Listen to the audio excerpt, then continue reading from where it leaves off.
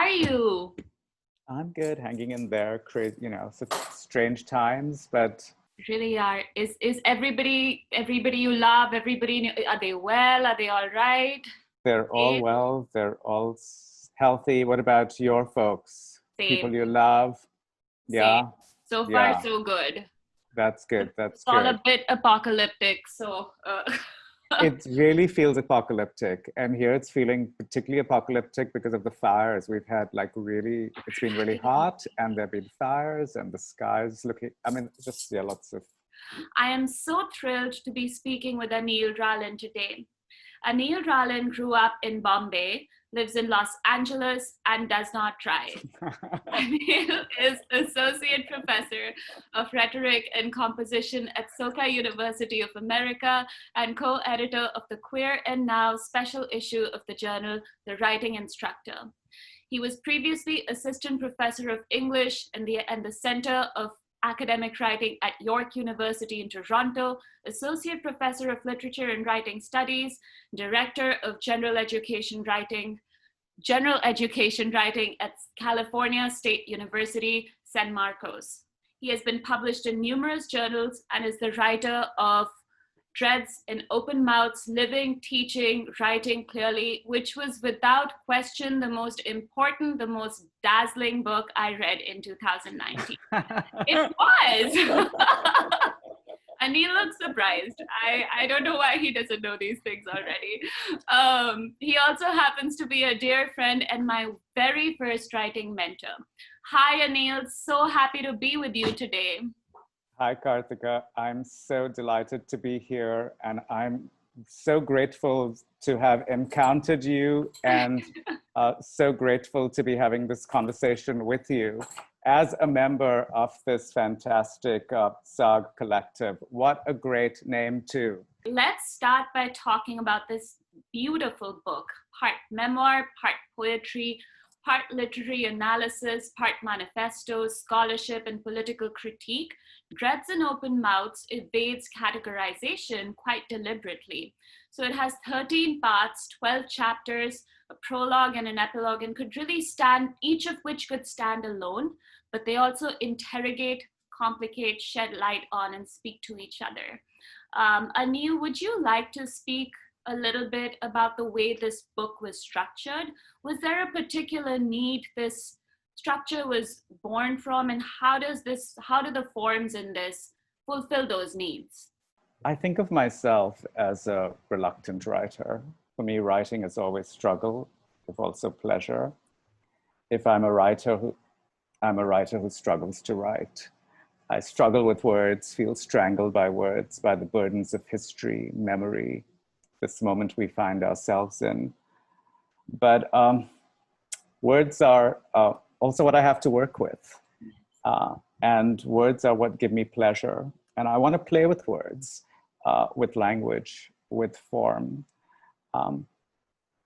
I think I make small pieces with my words. I write in little bits and pieces, small notes. I'm drawn to, inspired by lots of different kinds of worlds. And I'm just not interested in the purity of genre or discourses of purity generally. I like mixed genre forms. I like bringing together, juxtaposing different forms and styles. And I like to think of writing as conversation. I like to write alongside other writers. I like bringing their voices into my own writing. I think of writing as collaboration. I don't know if this is answering your question, but this makes me think of the politics of citation. Who gets cited and who are we expected to cite? I don't want to cite only white writers or only male writers or only white male writers, but it's also a question of how we cite. I cite writers often to let their words speak for themselves, and somehow that is seen as going against academic convention. This leads to challenges around publishing, the politics of publishing, what gets published, whose and what works gets published, where, how do publishers act as gatekeepers, especially of writers of color, queer writers of color, what are we permitted to write about, and how? I can talk about one of the pieces in my little book, Can I Get a Witness, writing with June Jordan. It was first published in College Composition and Communication. That's a supposedly major journal in the field of composition studies. It really didn't occur to me to send my work to the journal because they don't have a history of publishing such work. But my lover, also an academic, urged me to do so. And I thought it would be a waste of time, but I sent it off. To my surprise, the journal did publish my piece, and to my even greater surprise, it ended up being selected for an award, the Braddock Award that is given each year to an article published that year in the journal.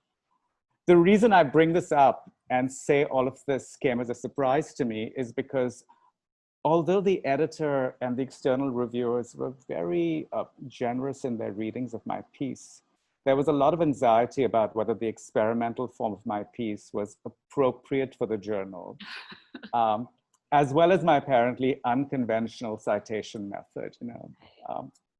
So academic work is typically not expected to be formally experimental. I know I don't have to tell you this, but I don't want to think of scholarship in that way. Yes. I don't want to think of academic writing as pedantic or fall into the trap of thinking of scholarly writing as opposed to creative writing.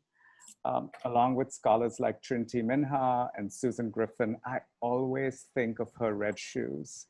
I want to reject the notion that academic scholarly writing has to be pedantic, or that it can't be playful or elliptical or weird or whimsical or mixed genre or creative.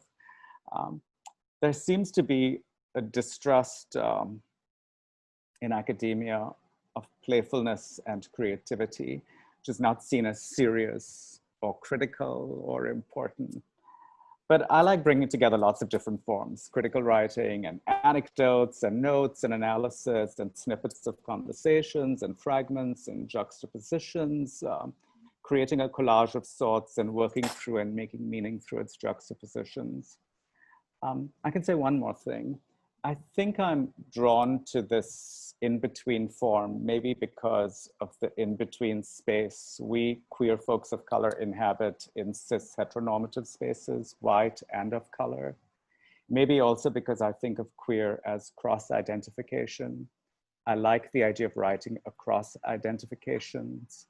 Yes. And I want to claim this writing across, this cracked and cracking, meandering form as my queer of color writing form. That's attentive always to what Adrian Rich calls the politics of location, and following the artist collective Kiss and Tell mingles lust, intellect, and personal history. At least that's what I'm attempting in this book. I'm not sure how successfully, but those are some of the things that I was thinking about and that I think about frequently in terms of my own writing. Thank you. And I think, I know you've been incredibly successful because part of that mistrust, I think that academia, academic spaces, scholarship of that kind fields towards experimentation.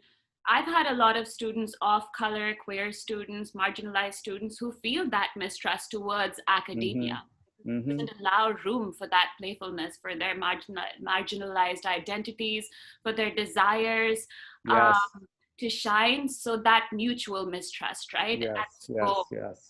I went through a lot of the pieces in this book with my students, and it really opened things up for them, the way Gloria Anzaldúa opened worlds up for writers and academics of color. Yes. So I think you achieved so much of that so beautifully in this book. Absolutely. That makes me very happy. But I also really love the way you're talking about students who are marginalized in certain spaces and what they think they are permitted to do and not to do. And also how the fear of not pushing certain boundaries because they have typically been punished for doing so. Yes. Yeah. You mentioned in the book and in our conversation already the sort of gatekeeping that takes place in academia and how the burden of that gatekeeping is put on, let's say, adjuncts, Yes. TAs, what you call in this book kind of migrant workers in academia. So much of that punitive relationship with writing is forged so early on for students and academics. The moment they enter an academic space, the moment they enter a college classroom.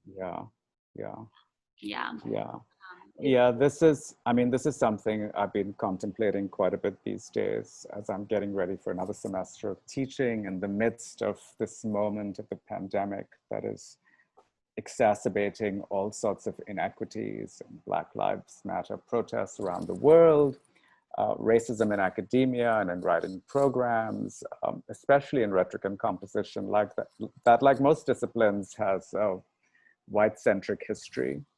And of course, I've been thinking a lot, as I always do, of the contingent workers in the academy. I'm also thinking of how in the US Academy we recruit students to come from around the world. And we claim to value this diversity and the diverse viewpoints that students from around the world bring with them. And then the moment students from around the world get here, we demand that they speak and write standard American English. Yes. Not coincidentally, white, middle-class American English. So I've been thinking, how are we in the US Academy complicit with perpetuating whiteness and white-centric discourses? What does this have to do with the imaginations of students? I think also about dominant paradigms of writing, demands for conformity, for clarity, demands for coherence and plot. What is plottable?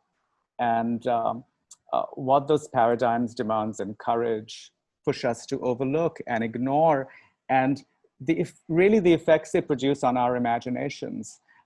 If we think of thesis-driven writing and how that has come to be expected in the US Academy, how it is normalized, as if this is just the case, or how credibility is connected to standard English.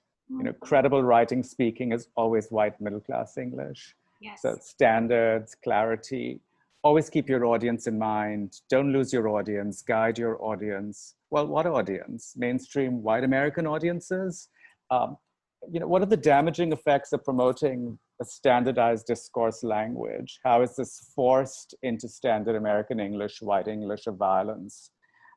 The violences of white literacy is how I'm thinking about it these days.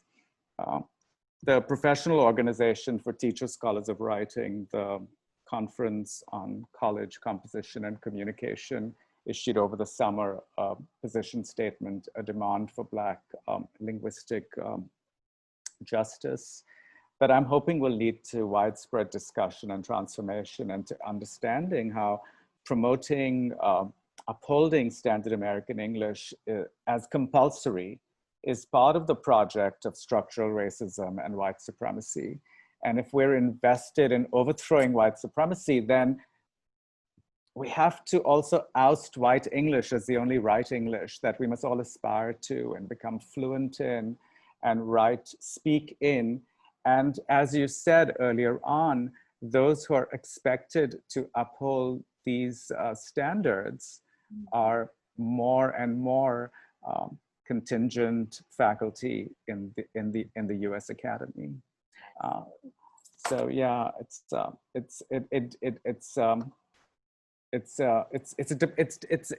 really that issue of contingent labor and how the university depends on it is really something I find that even my very progressive and radical colleagues who have other kinds of secure jobs don't want to think about. You write in the book that radical teachers not only process received knowledge, but they actively transform knowledge. And I was wondering, you already have, but I was wondering if you can speak to a little on how your anti-racist, anti-sexist, anti-capitalistic, anti-homophobic, your radical pedagogy translates? How do you practice it? What drives this pedagogy for you? I think what your question is making me think of now is along the lines of what we were just saying. What counts as knowledge? What is allowed to count as knowledge? Whose knowledge? Who gets to decide what counts as knowledge? White ways of knowing. And it also makes me think of producing knowledge that rejects the banking model of education. So as a teacher, you don't come into class with knowledge to pass on, but collectively produce, and produce knowledge that is liberatory, that endorses and enacts a politics of liberation for all. Another part of this that, and maybe another way to think about this maybe, or that I'm thinking about, is to also push ourselves to hear differently, to hear what we've been trained from early on not to hear or to dismiss. I think of how everyone got on the bandwagon of climate change, for instance, only after most scientists started to get behind it. And it took scientists a long time to get behind it. Right. But folks in indigenous communities and small island nations had been saying for years that something is amiss. Yes. Something out of the ordinary is happening to the climate. So the questions I want to insist on asking are, how do we listen? Yes. How can we listen without the burdens of dominant white interference?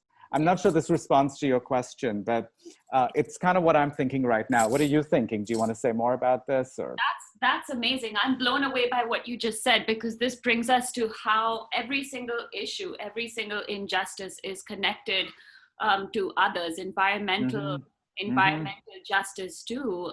Yes. To be the authority on what's important, Yes. what we get to care about.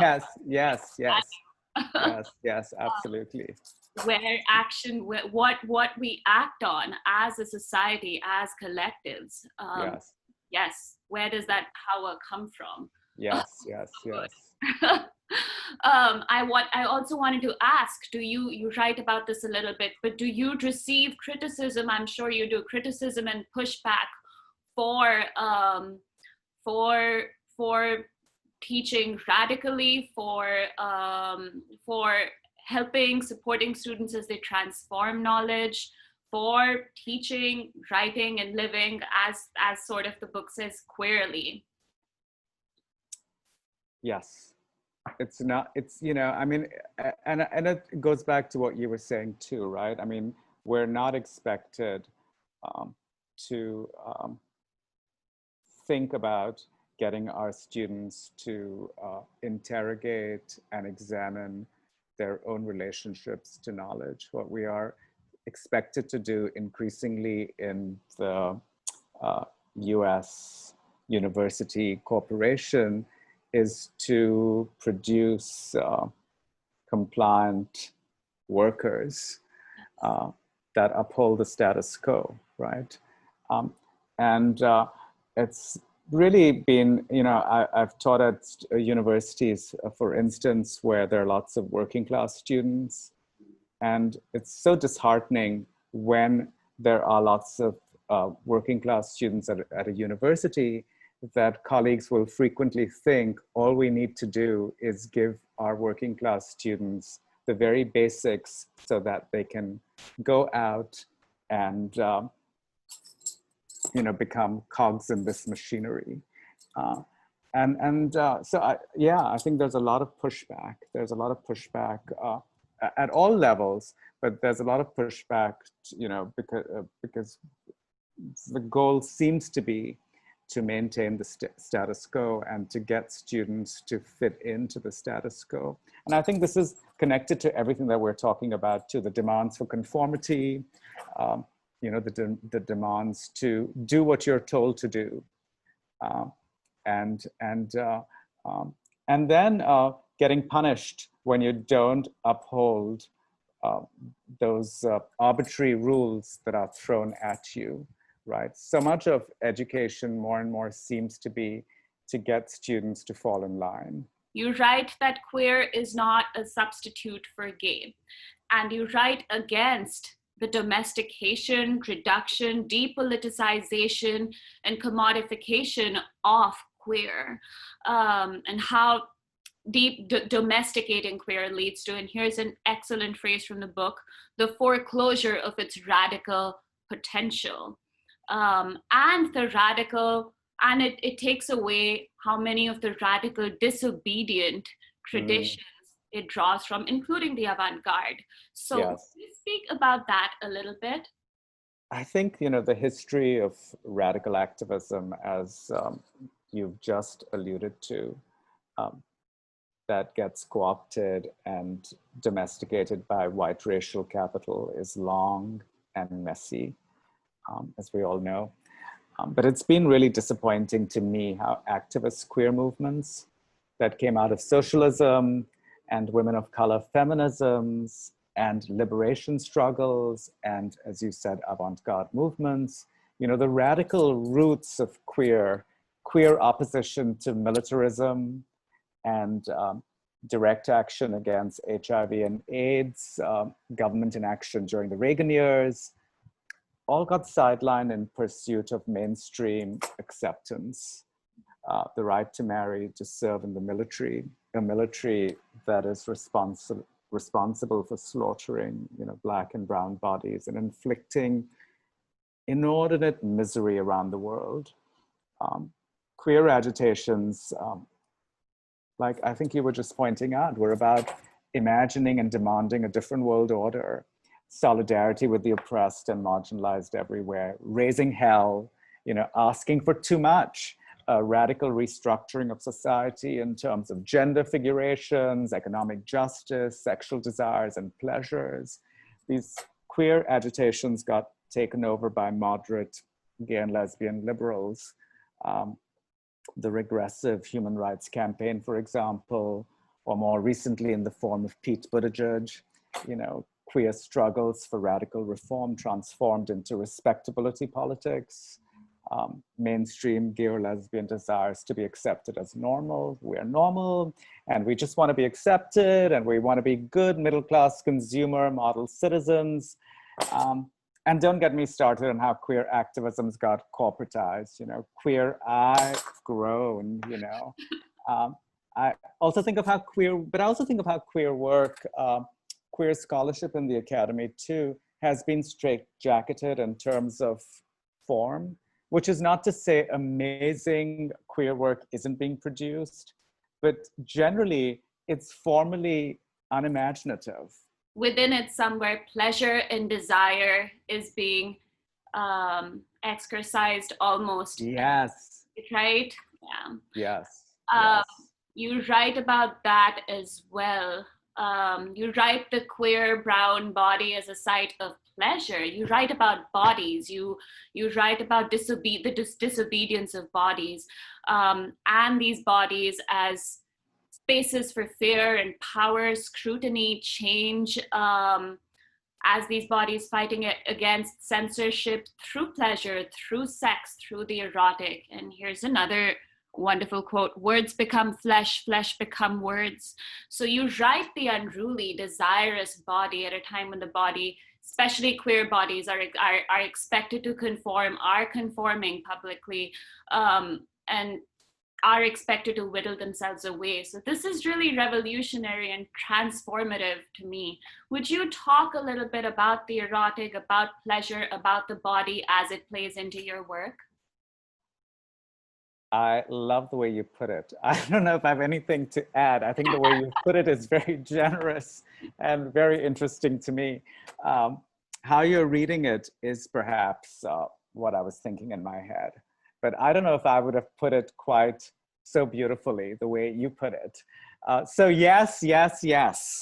I don't know if I have that much to add except to say, and you can push me, except to say there's so much coercion to contain desire,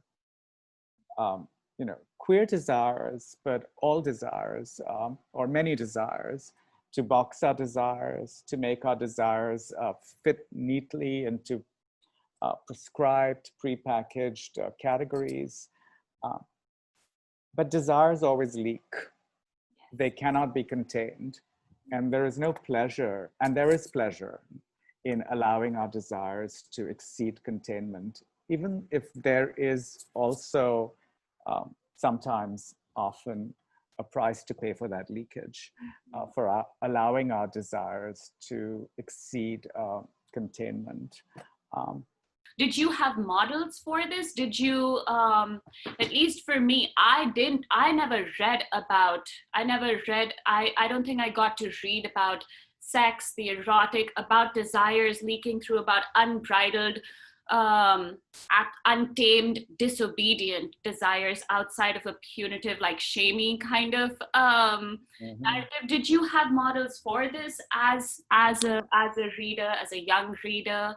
As a young reader, yeah, I mean,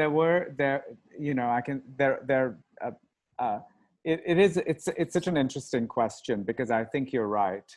We are, there is very little kind of sex positive writing that we are exposed to or that gets taught.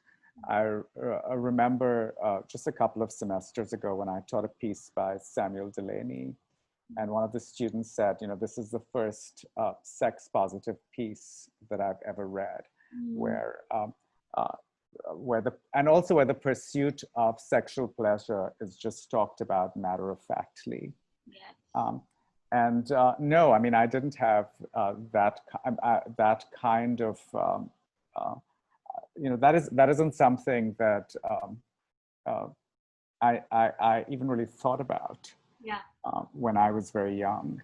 And I think it's interesting to me today, like how social media and the internet has in some ways changed things. That the kind of knowledge that I thirsted for was extraordinarily hard to find. And I think one of the things when people talk about how, the internet is making us all stupid, I think, well, one of the things the internet is doing is providing access to information that once was very, very hard to find. And I think, I would have been able to find information that I really longed for. Yes. That was extraordinarily hard to find. I mean, that was just really impossible to find.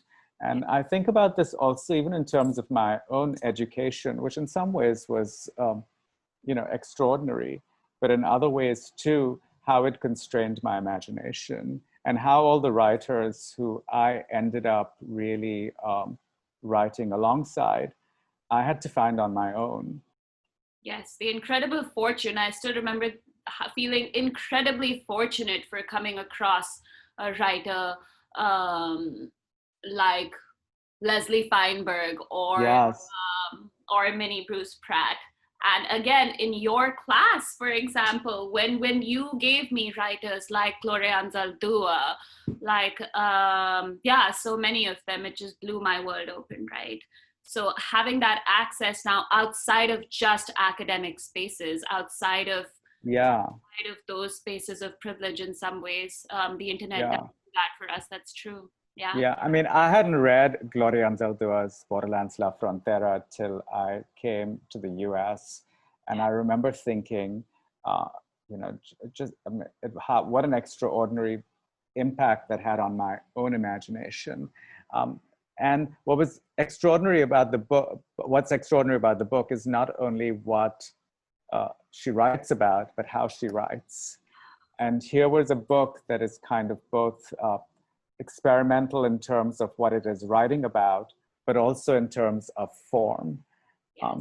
And that's what's always kind of been interesting to me, how there's a lot of work that is being done on a range of subjects, but they're all formally not interesting. So to find work that is both, that thinks about experimentation, both in terms of content and form, especially in the academy, it's that's the work that I find really, that really interests me. I wanted to talk a little bit more about the politics of place, because pleasure is, as you write in your book, so connected to place. Let's see if I can find the quote. Yes. While desire itself may transcend place, the enactment of desire is certainly inescapably bound to, connected with space. Place constructs desire or desires and may therefore inhibit the performativity of certain other desires. So I'm wondering if you could talk a little bit about the politics of place. You mention in the book what it feels like to write about Bombay when it no longer has the same name, when Hindutva extremism blazes, what it's like to read a queer poet from Baghdad when bombs are raining down in Baghdad, what it's like to teach and write when so many geopolitical horrors are taking place. So I was wondering if you would speak about that a little bit. I'll talk a little bit about Bombay, because the Bombay of my imagination is no longer the Bombay of today. That city doesn't exist. Partly for the usual reasons, the passage of time, but partly because of the aggressive efforts underway to construct an original history of the city and ethnic cleansing, Hindutva nationalism in the guise of anti-colonialism.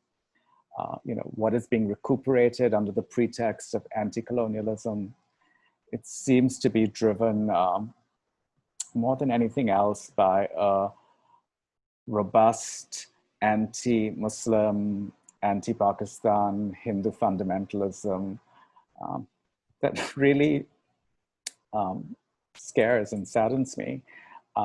I understand, as someone who's older now, that my experiences of Bombay as a young person were shaped by male and class and other privileges. But what seems extraordinary to me is the anti-Muslim fervor that is now openly and boldly expressed without fear, and any excuse to bash Pakistan, now probably China also. It's frighteningly similar to how white Christian fundamentalisms and racist political rhetorics here have emboldened those who are racist, sexist, homophobic, anti-Muslim, and led to increased xenophobic and anti-immigrant sentiments and attacks. Yeah, it's difficult and depressing both there and here. And this required allegiance to nation state, an increasingly oppressive and intolerant nation state. Yeah, it's, yeah.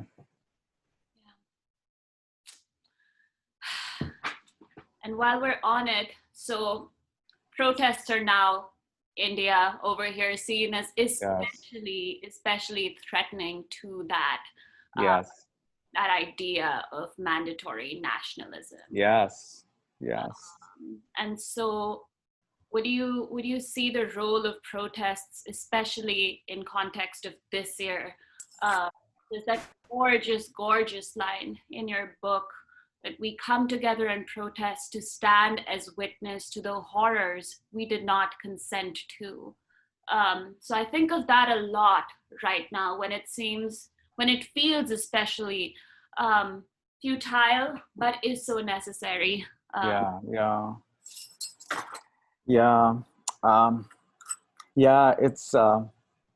It's been galvanizing to witness the rise of multiracial movements led largely by young people of color, Black folks, brown folks, demanding radical systemic change, acting like it's possible to radically reshape and transform the world. And it's humbling to participate in these protests from the sidelines. I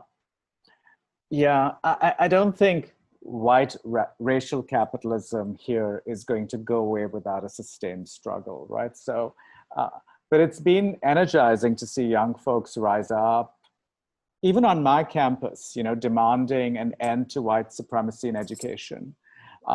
So, you know, building solidarity with activists and educators committed to social justice and transformation across the world.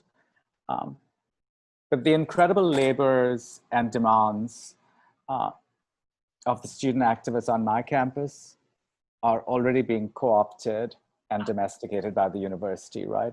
But what the university can't take away is how they have profoundly changed the tenor of the university. Even if all their demands are not met now, it seems inevitable to me that their very reasonable demands will eventually come to be, because what they're asking for is just and right. I mean, this is what I want to believe. I think of the worldwide struggles against apartheid, you know, in South Africa back when I was a student at university. I was convinced that apartheid in South Africa would end finally, if not in my lifetime. And then it suddenly ended. Now, as I think of the struggles, you know, against pervasive anti-Blackness, the struggles for Black Lives Matter, for Palestine, for Kashmir, I think we have to come together and say, no, we will not be silent. We do not consent to what is being done to Black lives, to Palestinian lives, to Kashmiri lives. Ongoing violences against women, you know, against poor folks, against queers, against trans folk, especially transgender folks of color. And I also think as a teacher of how teaching must change in response to these times. The times demand it. And we have to figure out ways to rise to the occasion. And I've really also been just thinking about how we have to also I mean, as someone now who's suddenly finds myself in middle age, you know, like how did that happen? But we also really have to find ways to let younger folks lead and lead us out of the mess that older folks have created. And I've been thinking about that a lot in terms of teaching as well, and in terms of teaching practices, to think about how we really have to create spaces so that younger energies can take over and lead us out of what we have, what we have created that is so awfully damaging to so many of us. Thank you, Aneil. I think so much of your work with decentralizing just that locus of power in the classroom, you know, leads to that, leads to students young people finding their voices, finding ways to really take action towards demand what they want, because start that there. Yes. Really wonderful. And this is the work that, you know, I think that we're doing, and that I think it's important for us to be doing. I mean, I think it's really allowing ourselves to create these situations and like you said, giving students the power to lead and also to reimagine the worlds that they want to live in.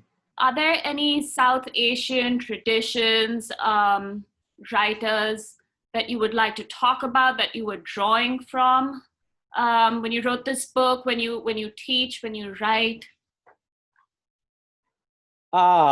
This is a question I always fear. Who will I leave out this time?